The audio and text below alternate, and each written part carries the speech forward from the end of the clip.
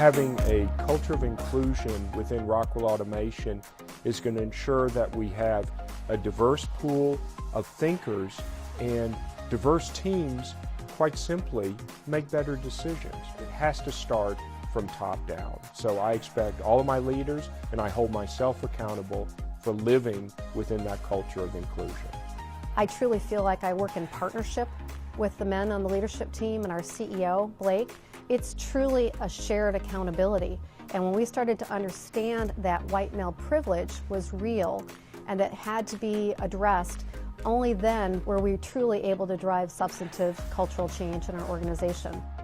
The core elements of our culture of inclusion strategy are threefold, really. It's first of all about awareness and learning. Second of all, understanding and removing barriers. And thirdly, creating differentiation. Truly creating a workplace where the very best talent want to come to work and stay. Well, oftentimes always learn that you should treat everyone like the golden rule, which is treat people how you want to be treated. But really, we've learned it's the platinum rule, which we really have to treat people how they want to be treated.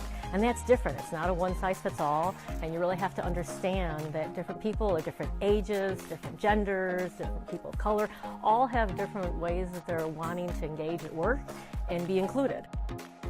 And we know that a lot of the emerging talent that's there isn't what it looked like 15, 20 years ago. And so in order for Rockwell to be a place where they feel comfortable and feel at home and want to make it their own, we have to make sure that we're reflecting the same thing to them.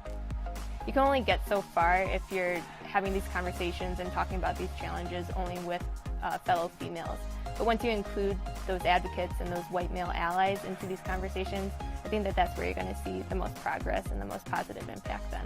Growing up, one of the closest people in my life to me is my mom. She worked in manufacturing, and when I heard her stories when she'd come home from work about the challenges she saw in manufacturing, I vowed to not be part of that problem, but part of the solution. But in a short 5 years, I've seen it get pushed not only through our organization from the top down, I've seen it become pervasive and part of our culture. It's a conversation everybody has early and often.